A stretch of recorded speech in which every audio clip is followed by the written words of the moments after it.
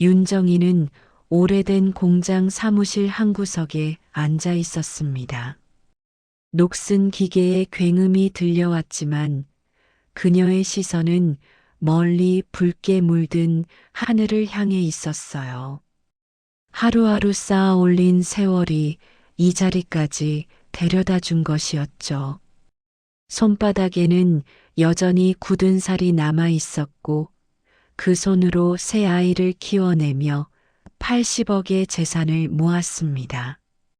그러나 그 돈이 주는 안도감보다 가족의 균열이 더 무겁게 가슴을 짓눌렀습니다.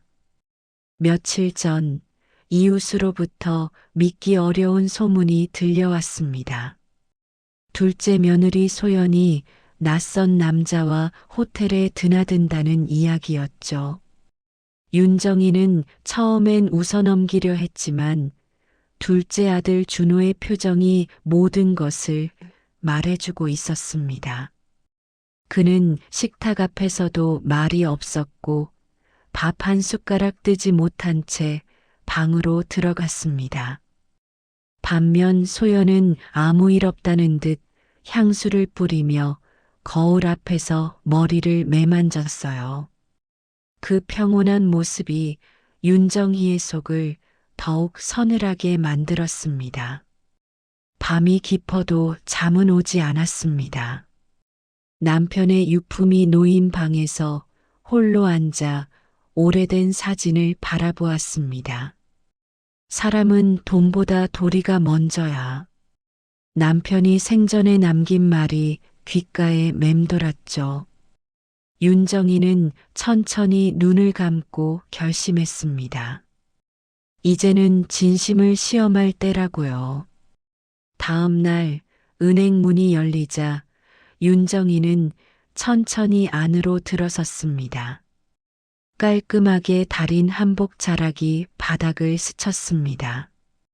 창구 직원이 놀란 얼굴로 어떤 용무이신가요? 라고 묻자 윤정이는 차분히 대답했습니다. 전액 인출하려 합니다. 80억 원 전부요. 잠시 정적이 흘렀고 직원은 손끝을 떨며 확인을 반복했습니다. 윤정이는 단 한 번의 망설임도 없었습니다. 그날 저녁 윤정이는 두 아들에게 전화를 걸어 가족 모임을 제안했습니다. 오랜만에 다 같이 밥 한 끼 하자. 그 말 뒤에는 아무도 눈치채지 못한 결의가 숨어 있었죠. 전화를 끊은 후 윤정이는 창문을 열고 밤 공기를 들이마셨습니다. 멀리서 개 짖는 소리와 함께 찬 바람이 불어왔지만 그녀의 마음은 이상할 만큼 고요했습니다. 책상 위에는 은행 서류와 함께 한 장의 메모가 놓여 있었습니다. 정직한 사람에게 맡길 것. 윤정이는 그 글귀를 손끝으로 천천히 쓸어내렸습니다. 세상은 변했지만 사람의 본성은 변하지 않죠. 이제 곧 그 진실을 확인하게 될 것입니다. 그녀는 커튼을 닫고 불을 껐습니다. 어둠 속에서도 윤정희의 눈빛은 차갑게 빛나고 있었습니다. 오랜 세월 눌러왔던 감정이 잔잔히 끌어올랐습니다.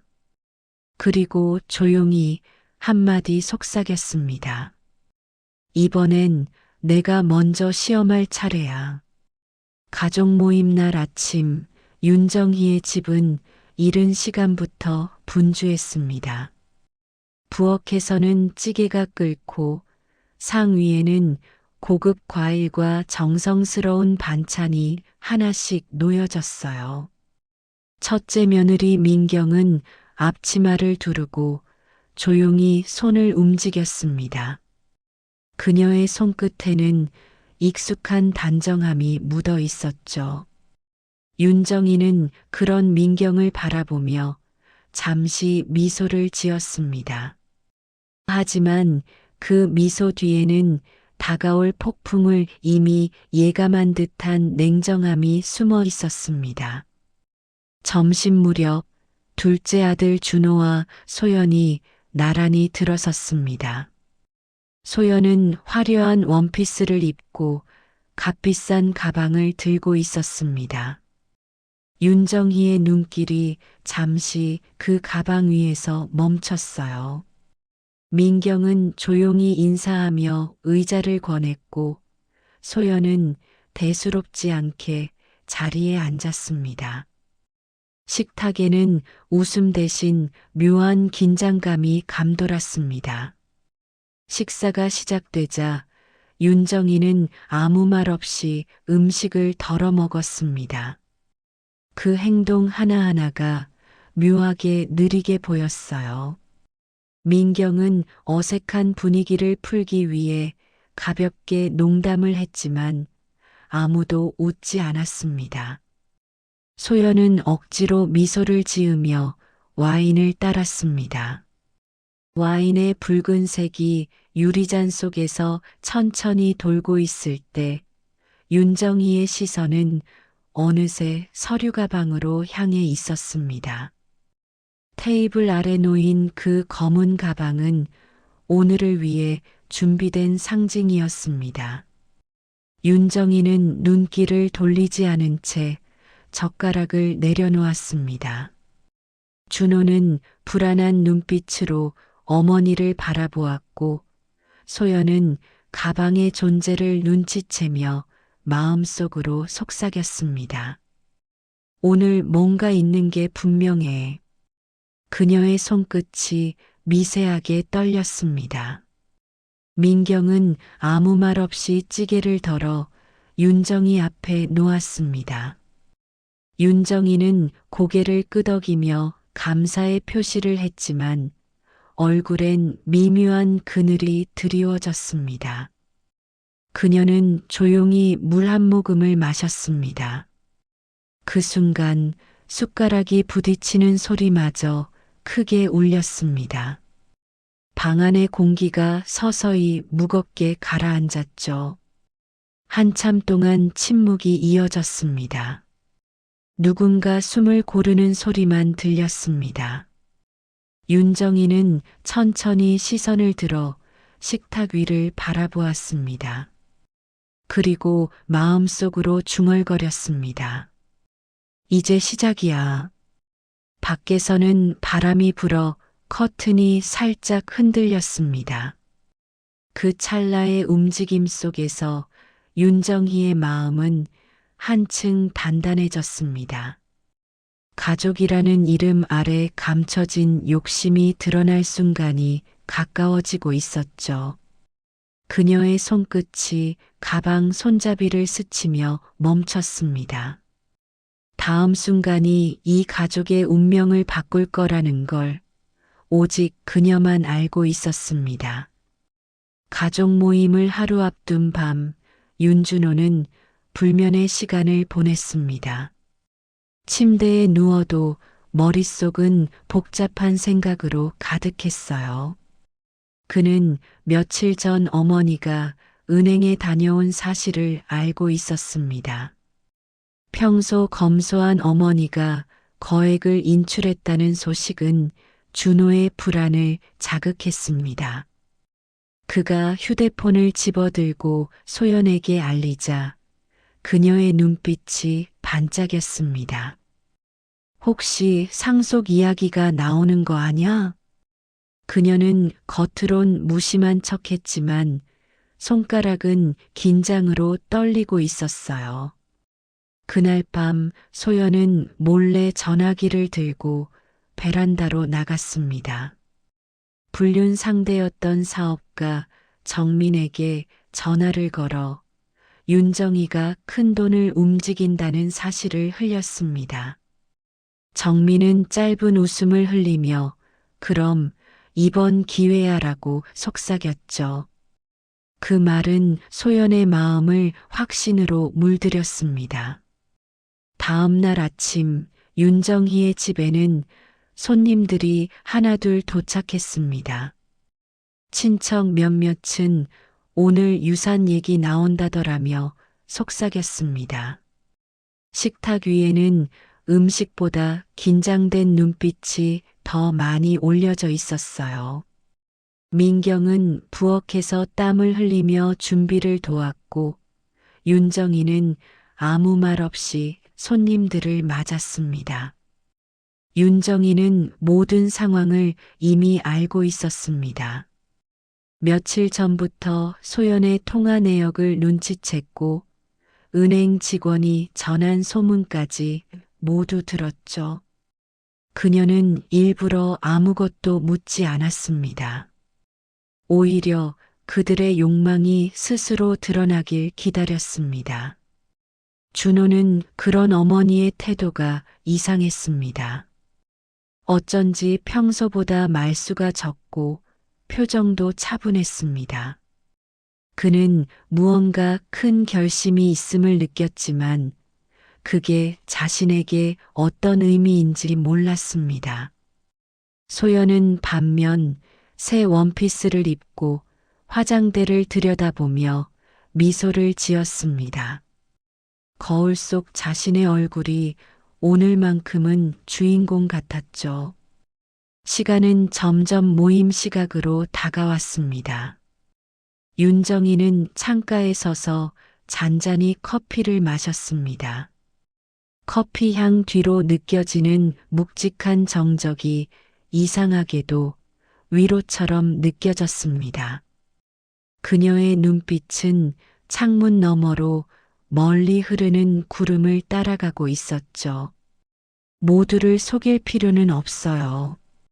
그냥 진실이 스스로 걸어오게 두면 됩니다. 윤정이는 속으로 그렇게 중얼거렸습니다. 그리고 천천히 고개를 들었습니다. 오늘 진실의 문이 열릴 것이었습니다. 아침 햇살이 은행 유리창에 반사되며 번쩍였어요. 윤정이는 단정한 회색 정장을 입고 조용히 입구를 들어섰습니다. 직원들이 그녀를 보며 인사했지만 그녀는 미소만 남긴 채 걸음을 멈추지 않았습니다. 그녀의 발소리는 마치 오래된 시계처럼 일정했고 그 안에는 묘한 결의가 담겨 있었습니다. 은행장은 직접 나와 인출 사유를 물었습니다. 윤정이는 짧게 대답했어요. 필요해서요. 잠시 후 검은 가죽 가방 하나가 그녀의 앞에 놓였습니다. 서류와 확인 절차가 끝나자 직원의 손끝이 떨리고 있었죠. 윤정이는 돈다발이 가득한 가방을 조용히 닫고 손잡이를 꽉 쥐었습니다. 묵직한 무게가 팔을 짓눌렀지만 그녀의 마음은 오히려 가벼웠습니다. 은행을 나서는 순간 유리문에 비친 자신의 모습이 새삼 낯설게 느껴졌습니다. 그 소식은 곧장 가족들에게 전해졌습니다. 누군가는 어머니가 재산 정리를 하신 데라 속삭였고 다른 누군가는 유산 분배하려는 거 아닐까? 라며 호기심을 감추지 못했습니다. 소연은 이 소식을 듣자마자 눈빛이 달라졌습니다. 그녀는 옷장을 열어 새로 산 원피스를 꺼냈습니다. 이번에 기회가 올지도 몰라. 속삭이며 스스로에게 확신을 심어줬습니다. 한편 민경은 소문에 휘둘리지 않았습니다. 그녀는 평소처럼 반찬을 준비하고 시어머니의 안부를 묻는 메시지를 남겼죠. 오늘은 뭔가 중요한 날이 될 것 같아요. 잘 준비하고 가겠습니다. 윤정이는 그 메시지를 읽고 미소를 지었습니다. 그 미소는 고요했지만 그 안에는 복잡한 감정이 흐르고 있었습니다. 모임 장소는 오래된 한정식 집이었습니다. 정갈한 나무 냄새와 은은한 향이 공간을 채웠습니다. 윤정이는 맨 먼저 도착해 창가 자리에 앉았습니다. 가방은 옆자리에 조용히 놓여 있었어요. 이내 가족들이 하나둘 들어왔고 서로 눈인사를 나눴습니다. 그러나 모두의 시선은 곧 그 검은 가방으로 향했습니다. 식사가 시작되자 윤정이는 말없이 젓가락을 들었습니다. 그녀의 움직임 하나에도 긴장이 묻어났습니다. 식탁 위의 공기는 무겁고 대화는 짧게 끊겼습니다. 민경은 분위기를 부드럽게 하려 했지만 아무도 대꾸하지 않았습니다. 잠시 후 윤정이가 젓가락을 내려놓았습니다. 방 안의 공기가 갑자기 멈춘 듯 했어요. 그녀는 조용히 손을 들어 가방 위에 올렸습니다. 그 순간 모든 시선이 한 곳으로 모였습니다. 윤정이는 천천히 가족들을 둘러보았습니다. 준호의 얼굴은 창백했고 소연은 억지 미소를 지었습니다. 유일하게 침착한 사람은 민경뿐이었습니다. 윤정이는 마지막으로 깊은 숨을 내쉬며 가방의 잠금쇠를 만졌습니다. 그 순간 공기가 갈라지는 듯한 정적이 흘렀습니다. 그리고 그녀의 손끝이 살짝 움직였죠. 마치 오래된 문이 열리기 직전처럼 세상은 조용해졌습니다. 이제부터가 진짜 시작이었습니다. 방 안은 숨이 막힐 정도로 고요했습니다. 윤정이는 가방 위에 손을 얹은 채 잠시 눈을 감았습니다. 식탁 위의 그릇들은 아직 따뜻했지만 가족들의 표정은 이미 차갑게 굳어 있었습니다. 그녀는 천천히 가방의 잠금쇠를 풀었습니다. 철컥하는 소리가 울리자 모두의 시선이 그 안으로 쏠렸습니다. 그리고 윤정이는 단정한 목소리로 말했어요. 오늘은 가족의 도리를 이야기하고 싶습니다. 그녀는 돈다발 대신 흰 봉투 몇 장을 꺼내 식탁 위에 올려놓았습니다. 봉투 안에는 사진, 통화 기록, 그리고 계좌 내역서가 들어 있었습니다. 순간 소연의 얼굴이 하얗게 질렸습니다. 윤정이는 봉투를 한 장씩 펼쳤습니다. 사진 속 소연은 낯선 남자와 손을 잡고 있었고 거래 내역에는 그 남자 이름으로 이체된 돈이 찍혀 있었습니다. 정적이 흐르고 누군가 숨을 들이켰습니다. 준호는 눈을 크게 뜨고 서류를 바라보다가 손을 떨었습니다. 그의 목젖이 천천히 움직이며 숨을 삼켰습니다. 이게 뭐예요, 어머니? 그러나 윤정이는 대답하지 않았습니다. 대신 손끝으로 다음 장을 넘기며 증거를 나열했습니다. 소연은 그제야 입술을 깨물며 변명하려 했습니다. 그건 오해예요. 정말 하지만 그 목소리는 너무 떨려 설득력을 잃었습니다. 민경은 옆에서 아무 말 없이 그 광경을 지켜보고 있었습니다. 그녀의 눈에는 놀람보다 안쓰러움이 비쳤습니다. 윤정이는 그런 민경을 잠시 바라보다 고개를 끄덕였습니다. 그리고 마침내 가방 안에서 두꺼운 봉투 하나를 꺼냈습니다. 안에는 현금이 가득 들어 있었죠. 가족들의 시선이 다시 한번 그 봉투로 향했습니다. 윤정이는 그 봉투를 민경 앞으로 천천히 밀었습니다. 방 안의 공기가 무겁게 흔들렸습니다. 이 돈은 정직한 사람에게 맡깁니다. 그녀의 목소리는 단호했지만 떨림이 묻어 있었습니다. 민경은 눈을 크게 뜨며 손을 내저었습니다. 어머니, 전 그런 뜻이 아니에요. 그러나 윤정이는 고개를 저었습니다. 괜찮아요. 난 이미 봤어요. 소연은 자리에서 일어나 소리를 질렀습니다. 왜요? 저도 가족이에요. 그녀의 외침은 울림 없이 벽에 부딪혀 흩어졌습니다. 준호는 고개를 숙이고 손으로 얼굴을 가렸습니다. 민경은 봉투를 두 손으로 받으며 울음을 참았습니다. 잠시 후 윤정이는 자리에서 일어나 조용히 문가로 향했습니다. 방 안에는 여전히 긴장이 남아 있었지만 그녀의 발걸음은 한결 가벼웠습니다. 그녀는 문 앞에서 마지막으로 뒤돌아보며 말했다요. 사람은 돈 앞에서 진심이 드러나죠. 그 말이 끝나자 방 안은 완전히 조용해졌습니다. 그리고 그 고요함 속에서 무너지는 숨소리만이 남았습니다. 그날 이후 윤정희의 집은 긴 침묵에 잠겼습니다.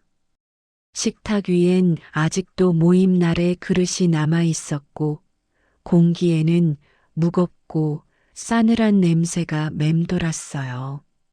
준호는 며칠 동안 회사를 나가지 않았습니다. 방 안에 틀어박힌 채 어둠 속에서 휴대폰을 쥐고 있었습니다. 화면 속에는 아내 소연의 사진이 켜져 있었죠. 그는 사진을 바라보다 이내 고개를 떨궜습니다. 소연은 짐을 꾸려 집을 떠났습니다. 캐리어에는 옷보다 명품 가방이 더 많았고 그 얼굴엔 여전히 자존심이 남아 있었습니다. 그러나 며칠 후 그녀는 정민에게 버림받았습니다. 정민은 조용히 지내자는 한마디를 남기고 사라졌습니다. 통장엔 잔고가 거의 남지 않았고 약속했던 투자금도 흔적 없이 사라졌습니다. 윤정이는 경찰에 연락을 받았습니다. 정민의 사기 전과와 관련된 조사였죠. 그녀는 이미 확보해둔 증거 자료를 차분히 제출했습니다. 경찰은 고개를 숙이며 감사 인사를 전했어요. 윤정이는 짧게 미소를 지었지만 그 얼굴엔 피로가 스며 있었습니다. 사람 욕심이 무서운 거죠. 그녀는 혼잣말처럼 중얼거렸습니다. 준호는 며칠 뒤 어머니를 찾아왔습니다.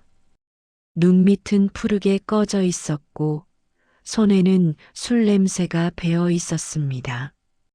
그는 울먹이며 말했어요. 어머니, 제가 바보였습니다. 윤정이는 대답 대신 그의 손을 잡았습니다.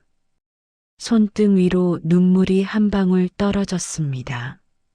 한편 민경은 시어머니의 부탁으로 공장 정리와 재단 설립 준비를 맡았습니다.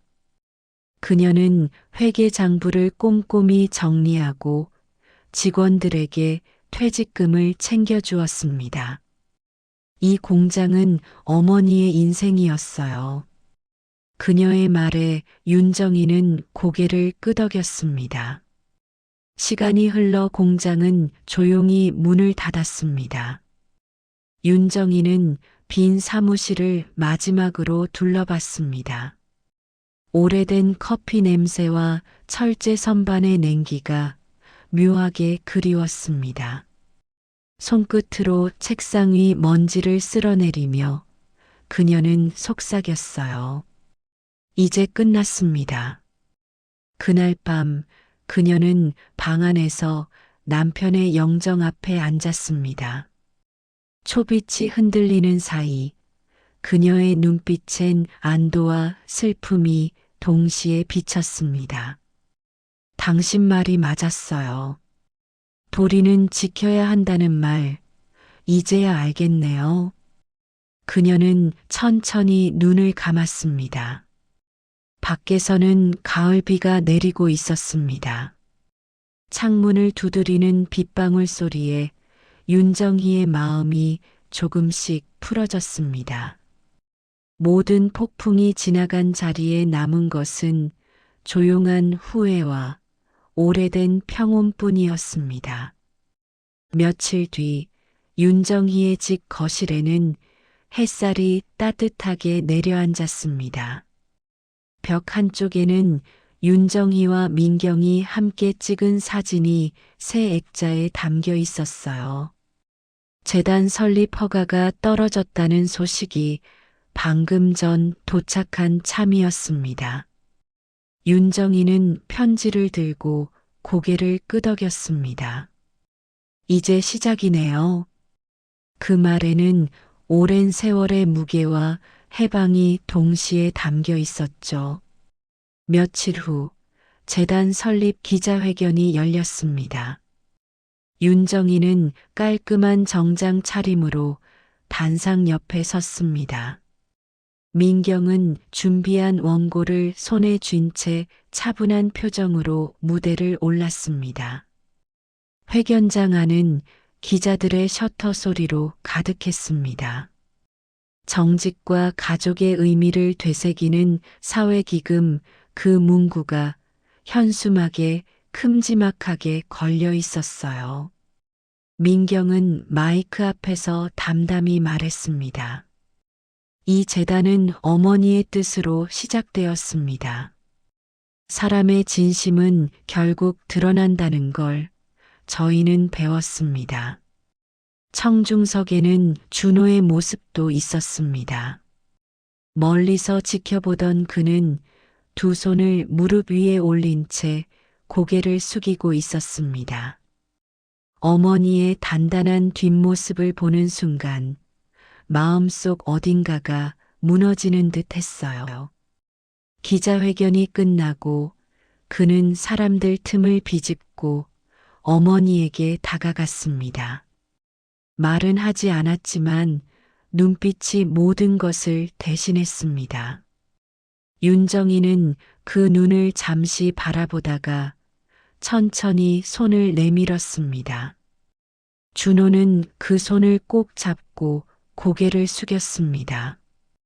회견이 끝나자 민경은 재단의 첫 기부처로 소년 가장 장학금을 발표했습니다.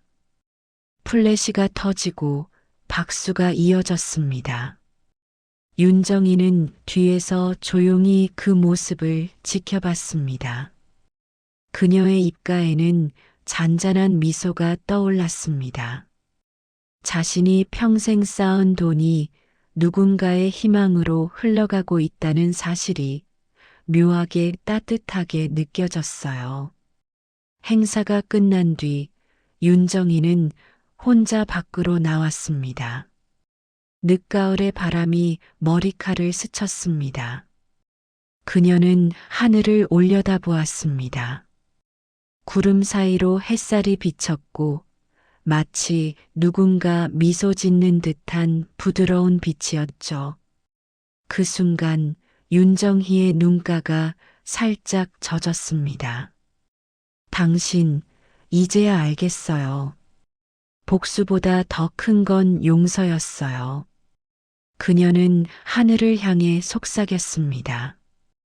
발걸음을 옮기며 윤정희는 길가의 은행나무 아래서 잠시 멈췄습니다. 노랗게 물든 잎이 바람에 흩날렸습니다. 그리고 그녀는 다시 걸음을 옮겼습니다.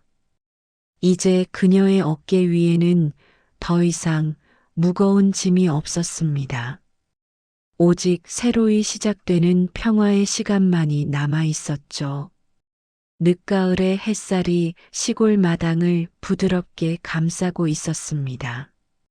윤정이는 작은 평상에 앉아 편지 한 통을 손에 들고 있었어요.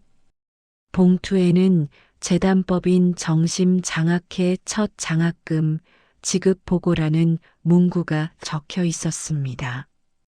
편지를 펼치자 민경의 단정한 글씨가 눈에 들어왔습니다.